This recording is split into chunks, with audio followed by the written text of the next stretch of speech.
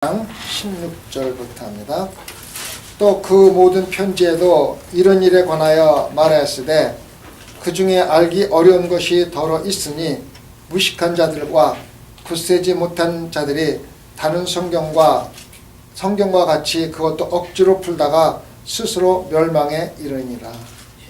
또 그 모든 편지에도, 여기서 그 모든 편지는 사도 바울의 편지를 얘기를 합니다. 우리가 지금 베드로 후서하고 사도 베드로 바울의 그 편지하고 우리가 관계를 조금 이해를 하기 위해서는 그 역사적인 배경을 우리가 조금 이해를 해야만 합니다. 베드로 후서는 실질적으로 베드로가 그 로마에서 순교하기 얼마 전에 쓴 편지입니다. 그래서 약 한 66년 경에 쓰여진 편지가 바로 베드로 후서입니다. 근데 사도 바울은 실질적으로 64년도쯤에 순교를 당했다고 기록이 되어 있습니다. 그래서 베드로가 이후 베드로 후서를 쓸 경우에 사도 바울이 이미 순교했을 확률이 굉장히 높다고들 이야기를 합니다. 그래가지고 사도행전에 보면은, 사도행전을 누가 썼습니까? 누가가 썼잖아요. 누가 썼어요? 누가 썼잖아요. 근데 사도행전의 마지막에 어떻게 나오냐면은 사도 바울이 로마에서 감옥에서 편지를 쓰면서 전도하는 모습으로 막을 내립니다. 그렇지 않습니까? 그런데 사도행전 1장 1절에 보면은 이것이 두 번째 편지라고 나옵니다. 그 말은 뭐냐면은 누가복음이 사도행전 쓰기 전에 쓰여졌다는 얘기입니다.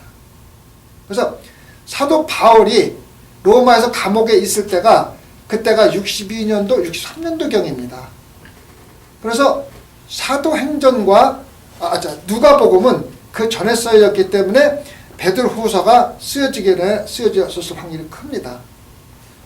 근데 순서는 마태복음, 마가복음, 누가복음, 요한복음 되어 있지만은 실질적으로 쓰여진 건 누가복음이 가장 먼저 쓰여져 있을 확률이 큽니다. 확실하진 않지만은. 그래서 마태복음과 마태복음은 굉장히 넓게 구간이 잡힙니다. 50년에서 70년 사이에 쓰여졌을 것이라고 예측을 합니다. 그 내용을 다 분석을 해보고 나서. 근데 요한복음은, 요한이라는 사람이 가장 젊은 사람이었습니다. 사도 중에서. 그래갖고 요한이 요한복음을 쓸 때는 한 90년대, 80년대, 90년대 그때쯤 쓰여졌고, 실질적으로 요한은 마태복음, 마가복음, 누가복음을 읽어보고 거기서 빠진 것들을 추가해서 썼을 확률이 높다고 얘기를 합니다. 신학자들이. 그래서 요한복음에 보면은 삼복음서에 없는 것들이 많이 나옵니다. 그래서 보충을 많이 해줍니다. 그리고 마지막으로 요한계시록을 쓰고 죽습니다. 그래서 보면은 베드로가 베드로후서 이 편지를 쓸 적에 이미 사도 바울의 편지들은 각 교회들에 돌아다니고 있었습니다. 어떤 교회들은 그 모든 13개의 그 사도 바울의 편지를 다 정리해서 읽고 쓰고 했을 확률이 크고, 또 어떤 교회들은, 못 받은 교회들은 또 일부를 가지고 있을 확률이 크고, 그래서 모든 편지들을 베드로는 이미 알고 있었습니다. 그래서 베드로가 이 사도 후서를 쓸 적에 이제 로마에서 썼는데, 베드로가 로마에 가서 그 당시가 언제였냐면 네로가 로마를 굉장히 핍박을 할 때입니다. 그 기독교인들 엄청나게 죽였지 않습니까? 죽였는데 베드로가 거기 있으면서 사실은 로마에서 피해 나오려고 노력을 많이 했습니다. 근데 예수님이 나타나시잖아요. 베드로에게 나타나갖고 네가 어디로 가느냐? 내가 떠나지 않고 있는데 네가 왜 떠나냐? 해가지고 베드로가 거기 있다가 거기서 전승에 의하면은 십자가에서 거꾸로 매달려 죽었다고 기록이 되어 있습니다. 자기가 순교를 당하면서 예수님이 십자가에 달려 들어가셨는데 나 같은 사람이 감히 어떻게 십자가에 똑바로 달려 죽을 수 있느냐? 그래서 거꾸로 매달아 달라고 해서 거꾸로 매달려서 죽었다고 전승에 기록이 되어 있습니다. 전해 내려옵니다. 그리고 사도 베드로도, 바울도 그렇습니다. 사도 바울이 실질적으로 3차 여행까지만 나오는데 4차 여행이 있는 것이 분명합니다. 베드로 후서에 보면 조금 나옵니다. 그래서 그 마지막으로 감옥에 갇혔다가 풀려납니다. 풀려나가지고 그레데라든가 그런 쪽으로 선교를 한번 다 하고 다시 로마로 들어갑니다. 그 로마로 들어가는 이유가 뭐냐면은 그때 가장 핍박받을 때 네로가 기독교인들 핍박하는데 나만 밖에 남아서 핍박을 피할 수가 없다고 생각해서 다시 로마에 들어가가지고 거기서 순교를 합니다. 진짜 감옥에 갇혔다가 순교를 합니다. 기독교 역사를 보면은 기독교인들이 참 위험 부담을 안고 선교를 많이 합니다.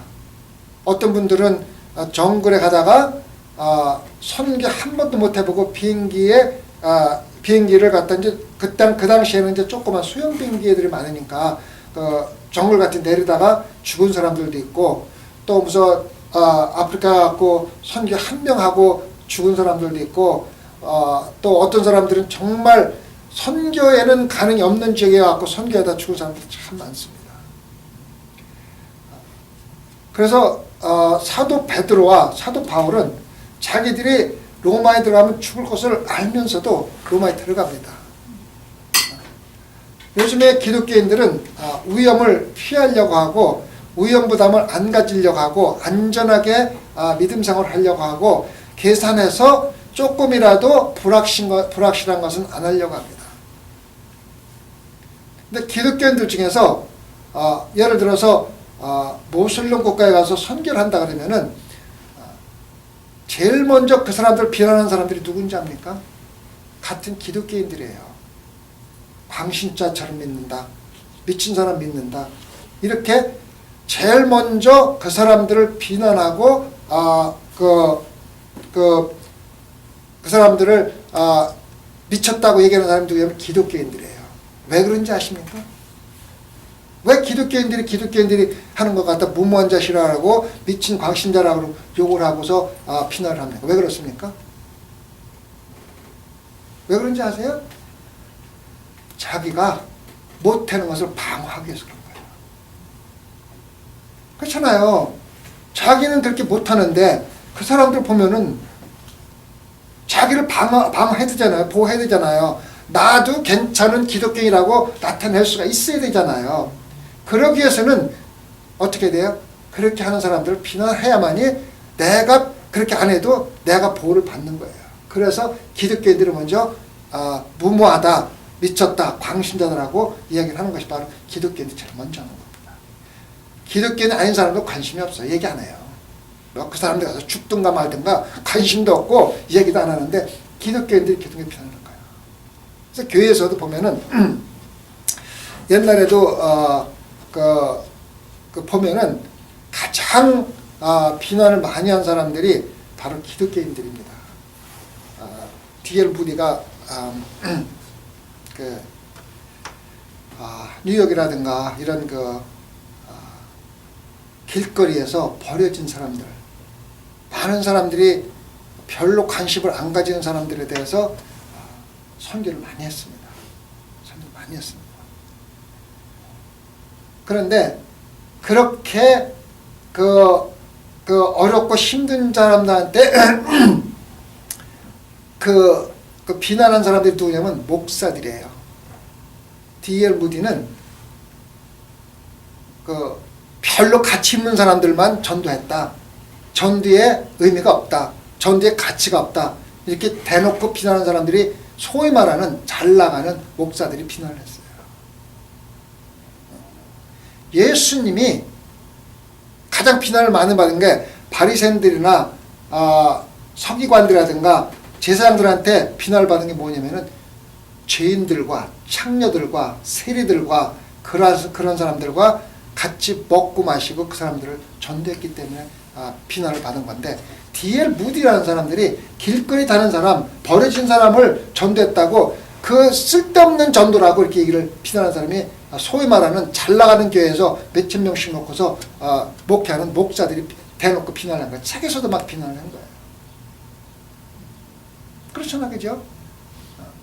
기독교인들이 성령을 체험을 하지 못하고 하나님을 체험을 하지 못하는 첫 번째 이유가 뭐냐면은 위험 부담 있는 일을 안 하려고 하는 거예요. 절대는 안 해요. 위험부담 있는 일을. 위험부담 있는 일을 안 하고 우리가 할 수 있는 일을 하는데 하나님의 끼어들 자리가 어디에 있습니까? 그죠? 그런 거예요. 그래서 우리 신앙생활은요, 사도 바울과 사도 베드로가 뻔히 죽는 거 알면서도 로마에 들어가서 선교를 한 거. 그건 뭐냐면요, 이걸 우리가 아셔야 돼요. 로마에서 네로가 사람들 막 기독교를 죽이고 막 사람을 죽입니다. 그 말은 뭐냐면은 빨리 가서 전도하지 않으면은 그 사람들이 기독교 예수 그리스도를 믿기 전에 죽어버리는 거예요. 그러니까 급박함을 아는 거예요.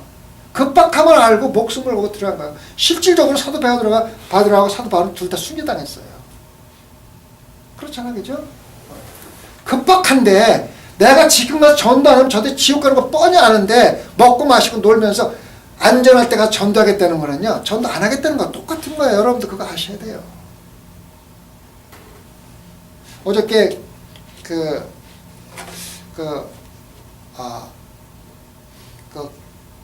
뭐라 그러다 기독교 무슨 선교인가 뭐 하여튼 뭐 그 잡지사에서 신문사에서 그 전화가 왔더라고요. 폴 광이라는 크리스천 투데이라는 거 LA에 있는 그 신문사에서 전화가 왔어.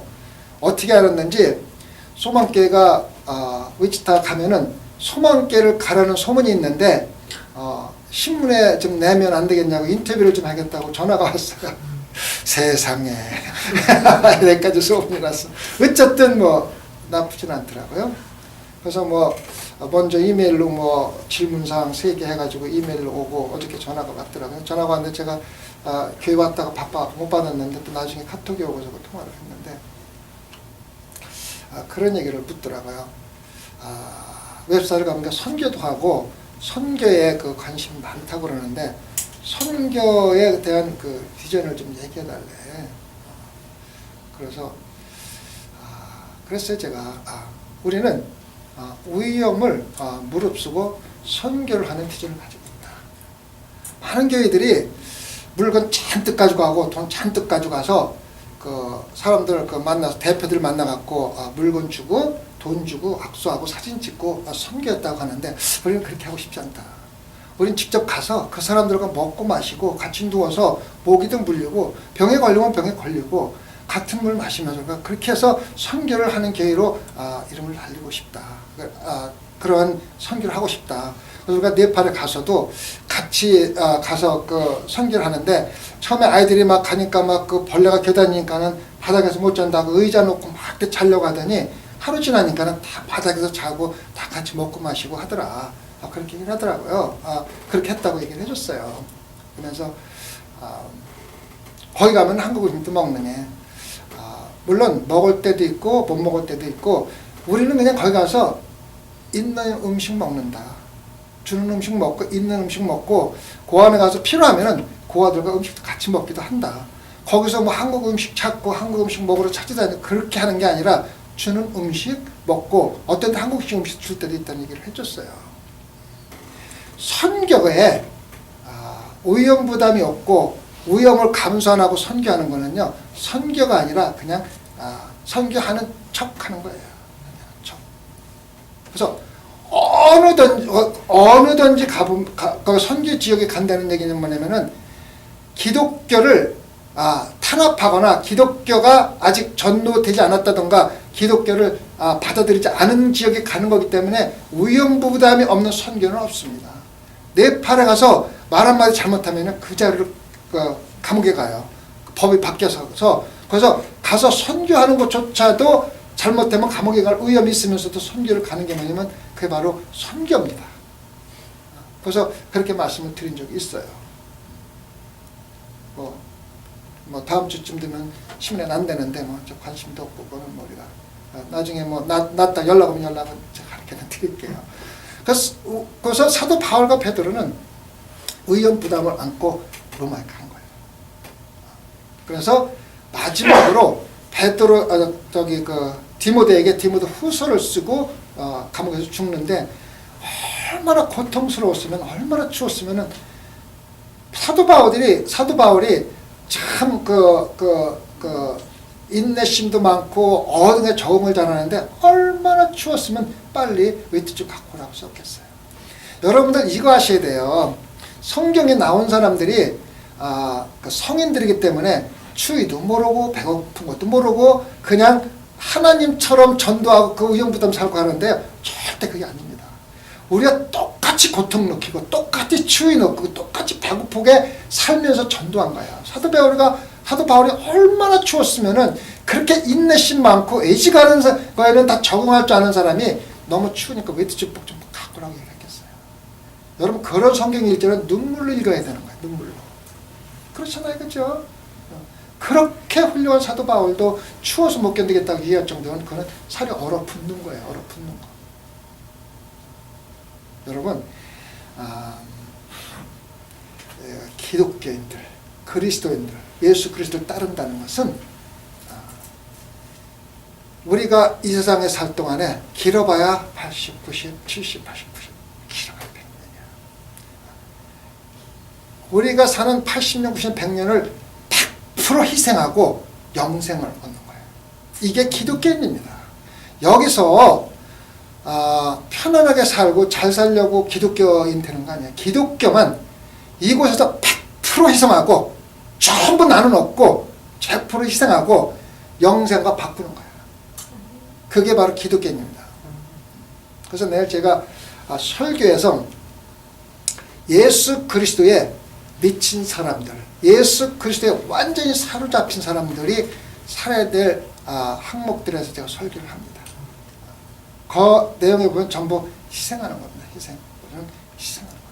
여기서 잘 먹고 잘 살다가 천국까지 가는 거, 그러면은 그거는 기독교가 아닙니다. 그리스도인들은 여기서 100% 희생하는 겁니다. 100%. 그까짓 70, 80년 희생하고 영생을 얻는다면은 7, 80년은 무한대에 비교하면은 아무 제로입니다. 제로. 맞죠? 그죠? 공학적으로 인피니티는 어떤 것에 비해도 다른 것들은 제로하고 똑같아요. 없는 거하고 똑같아요. 70년, 80년은 영생에 비하면 없는 거하고 똑같은 거예요.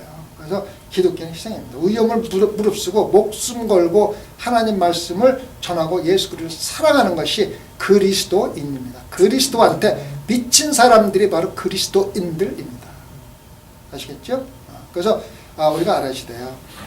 베드로하고 바울은 네로한테 가서 막 그렇게 해도 그 사람들은 성인이기 때문에 무섭지도 않고 두렵지도 않고 춥지도 않고 배도 않고 그렇게 생각을 하는데 절대 우리가 똑같은 느낌을 가져요. 심지어 예수님도 우리하고 똑같이 인간으로 태어나서 십자가에 돌아가실 때 두려움이 있었던 거예요. 무서웠던 거예요. 그래서 겟세마네 가서 기도를 3번씩을 한 거 아니에요. 그죠?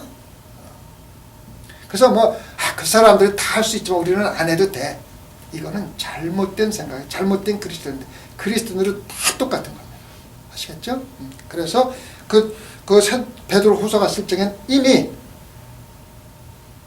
사도 바울의 편지는 정리가 돼 있은 상태고 사도 바울은 거의 죽었을 확률이 큽니다. 정확한 숫자 저기 연대목이 때문에 안 죽었을 수도 있지만 죽었을 확률이 큽니다. 그렇기 때문에 이 편지에도 이런 일에 관하여 부활의 재림에 관하여 말하였으되 그 중에 알기 어려운 것들이 있었습니다. 알기 어려운 것들이 있었다는데 이거는 성경 전체가 어렵기 때문에 읽을 필요가 없다는 게 아니라 그 중에 우리가 꼭 집중해서 읽어야만 된다고 생각되는 기절이 있지만은 그래도 읽고 이해를 하라고 얘기를 하는 거예요. 이 교회라든가 목사라든가 아니면 단체들이 가장 큰 실수를 하는 게 뭐냐면 성경을 전체를 보지 않냐고 한 구절을 가지고 그거에 집착해 가지고 종파를 만듭니다. 몰몬교라든가 무슨 모든 그런 것들 보면 딱 한 개 가지고 피를 섞지 마라 했다고 해서 그거 가지고 전부 그 정보처럼 얘기를 합니다. 카톨릭 로마의 그 교회가 이 어려운 것이 있다는 말을 가지고서 어떻게 악용을 했느냐면은 성경은 어렵기 때문에 성도들이 읽을 수가 없고 꼭 그 신부나 목사 지도자들만 읽어야 된다고 강조를 해가지고 성경을 성도들이 못 읽게 해서 못 읽겠습니다. 그래서 성경이 로마어 라틴어로 되어 있는데 그것을 다른 언어로 번역을 하는 사람은 처형을 해버린 거예요. 여러분들 이 성경 우리가 이렇게 갖고 있지만은 이 성경이요 순교자들의 피입니다. 순교자들의 피입니다. 성경을 번역하다가 순교한 사람들이 엄청 많습니다. 그래서 영어 성경의 번역이 굉장히 많습니다. 수십 가지입니다. 왜냐하면 번역하다가 순교당한 사람들, 또 번역해놓고 죽은 사람들 많습니다. 그러고서 그거를 가지고서 성도들이 성경을 읽지 못하니까 신부들이 말하는 게 하나님 말씀이 돼버리는 거예요. 그러니까 자기들이 성경을 마음대로 번역을 해가지고 성도를 가르치는 거예요. 자기들이 부를 축적하는데 성도들을 성경을 이용해가지고 번역해가지고 거기 악용해가지고 자기들이 써먹은 거예요. 물론 카톨릭이 선교도 많이 하고 교회도 많이 지었지만은 하나님을 갖다가 상당히 말씀을 악용해서 기독교 역사에 상당히 나쁜 영향을 많이 미쳤습니다. 그래서 개신교가 나온 거냐면 개신교라는 뜻은 실질적으로 무슨 말이냐면 성경을 일반 성도들에게 읽히자. 이게 바로 개신교의 최초의 의미입니다. 일반 성도가 성경을 읽어야 된다. 그래서 여러분들은 말이에요. 문제가 뭐냐면은 성경이 넘치는데도요 1년에 한 번 통독도 안 해요. 기독교인들이 1년에 한 번 정도는 성경 전체 다 읽어야 돼요. 기본적으로 읽어야 돼요. 그리고 성경 공부가 있다고 가라면 안 가. 읍습적에는 왜 목사님 성경 공부 없냐고 막 따지다가 실질적으로 해내면 안 가. 그게 문제. 성도들은 기본적으로 1년에 한 번 통독해야 됩니다. 그리고 성경 공부 반드시 가야 됩니다. 목사 설교만 가지고 유튜브에 나오는 설교만 가지고 신앙생활을 의지하다가 그 사람들이 잘못 번역해서 여러분들이 잘못 기는 길로 나갈 확률이 큽니다. 왜? 내가 성경을 모르니까. 그래서 성경을 직접 읽는 것이 가장 안전합니다. 근데 왜 우리가 이해 못하는 것 때문에 참고로 유튜브도 듣고 또 성경 공부도 하는 거지 그거로 100% 의존해서 신앙생활하면 안 됩니다. 그래서 성도들은 반드시 1년에 한 번씩 성경을 통독을 해야 됩니다. 그래서 어려운 기준이 있다는 것은 가끔 특히 재림에 대해서는 어려운 것들이 이해하기 힘든 것이 많이 있습니다. 그걸 갖다가 잘 우리가 이해만 해야 됩니다. 그래서 못한 것들이 있는데 무식한 자들과 이 무식한 자들은 공부를 못했다서 와서 무식한 자들이 아니라 성령 세례를 받지 못하고 성경은 성령의 감동감으로 써져있기 때문에 성령 없이는 충분히 이해할 수가 없는 게 하나님 말씀인데 하나님의 말씀 성령을 받지 못한 자들 다시 말하면 성경을 제대로 이해하지 못하는 자들을 여기서는 무식한 자들로 표현하고 있는 겁니다. 공부를 학벌이 나빠서 무식한 게 아니라 성경을 이해하지 못하는 무식한 자들입니다. 그런 사람들 성령을 받지 못한 사람들을 말한다. 그래서 굳세지 못한 자 이게 말하면 성경을 이해하지 못하고서 신앙생활 하니까 흔들리는 거예요. 이 사람이 이해하면 이게 맞는 것 같고 저 사람이 저렇게 하면 저 사람이 맞는 것 같고 사이비가 말하면 사이비도 맞는 것 같고 거짓 선지가 얘기하면 그것도 맞는 것 같고 시시로 바뀌는 거야. 그러니까 굳건하지 못한 게 흔들리는 거야. 그래서 기독교인들은 반드시 성경을 근거로 믿음 생활을 해야만 해요. 이거는 아주 기본입니다. 기본. 근데 성경을 읽지 못하는 것은 우리가 게을러서 그래요. 그리고 그걸 신중하게 생각 안 해서 그래요. 그래서 성경을 알지 못하는 무식한 자들이 굳세지 못하고 흔들리기 때문에 다른 성경과 같이 여기서 말하면 주로 구약을 얘기합니다. 그 당시에 바울 서신이 왔다 갔다 했지만은 성경이라고 얘기하지는 않았습니다. 서신서라고 되어 있지 않습니까? 편지라고.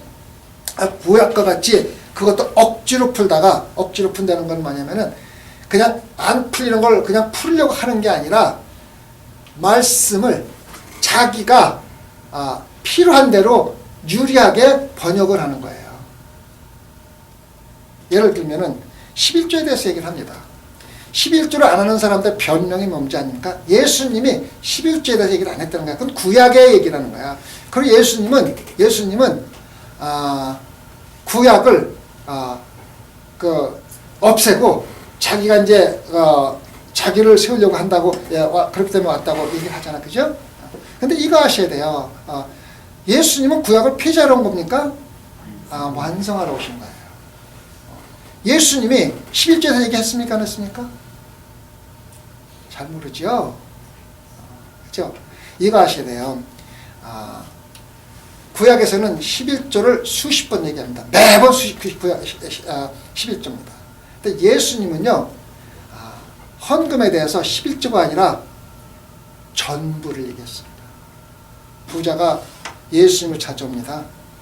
어떤 청년이 찾아와고, 내가 율법도 잘 지키고 모든 거 다 하고 다 잘했는데 내가 이거 외에 더 이상 할 게 뭐가 있습니까? 그래야 구원받겠습니다. 예수님이 뭐라고 그랬습니까? 칭찬부터 해줍니다. 참 잘했다. 그런데 한 가지 더 할 게 있는데 가서 네가 가지고 있는 거 전부를 팔아서 가난한 사람한테 주고 나를 따르라. 그러니까 그 청년이 어떻게 했어요? 돈이 많은 거로 근심하며 갔더라. 예수님의 그 가르침, 물질에 대한 가르침은요, 100% 전부입니다. 물질뿐만 아니라 우리 생명까지도 전부를 요구하시는 분이 예수 그리스도입니다. 그래서 실질적으로 예수님은요, 11조에 대해서 얘기 안 하셨어요. 왜? 11조는 전부가 아니야. 예수님이 원하시는 건 우리의 전부입니다. 전부. 아시겠습니까? 그래서 그 11조 하나는 핑계로 예수님이 11조 언급 안 했다는 것은 잘못된 그 교리입니다. 실질적으로 예수님은 11조가 아니라 우리의 전부, 목숨까지도 바치라고 말씀하시는 게 바로 예수 그리스도입니다. 그래서 여러분이 가지고 있는 거, 내가 가지고 있는 거, 여러분의 생명까지도 여러분 것이 아닙니다. 왜? 예수 그리스도가 피로 값주고 사셨어요. 입으로는 쉽게 얘기해요. 물어보면 거침없이 얘기합니다. 여러분, 누구 것입니까? 예수님이 피로 값주고 사셨기 때문에 나는 예수. 말은 천리같이 잘합니다. 근데 실질적으로 좀 바치라 그러면은요, 내 건데, 아까운데 이렇게 일합니다. 그래서 예수님은 개념이 10의 1조다, 10의 2조다 이런 개념이 아닙니다. 우리의 모든 것, 생명까지도 예수 그리스도의 소유라는 것을 분명히 가르쳐주고 있는 게 바로 예수 그리스도인들의 삶입니다. 아까도 얘기했죠? 우리 세상에서 70년, 80년을 완전히 버리고 영생과 바꾸는 거예요. 이게 바로 기독교의 기본 원리입니다. 예수님이 원하신 게 바로 그겁니다. 그래서 예수님이 그것을 가르치기 위해서 영광, 하나님의 영광, 왕좌에서 직접 내려와서 인간으로 들어와서 가장 비참하게 십자가에서 달려 돌아가시면서 너희들이 나를 믿으려면 너희도 바로 십자가에 못 박아라 하는 그거를 갖다 가르치고 있는 거예요. 그래서 사도 베드로가 감히 내가 예수님과 똑같이 어떻게 십자가에서 똑바로 달려 들어갑니까? 거꾸로 죽이십시오 해갖고 죽인 겁니다. 사도 12지사들 중에서 순교하는 사람이 아무도 없습니다. 전부 목에 잘려 죽고 껍질이 벗겨 죽고 다 예수님과 똑같이 비참하게 죽은 게 바로 사도들입니다. 사도들이 그렇게 했기 때문에 사도들만 그렇게 하는 겁니까? 우리도 그렇게 하라고 예수님이 똑같이 욕을 하는 겁니다. 똑같이. 그래서 오늘 새벽부터는 아무것도 아니에요. 그냥 바칩시다. 60년 전에 깨끗하게 주님께 드리고 영생에 예수님 손잡고 눈물 닦아줄 때 위로 받읍시다.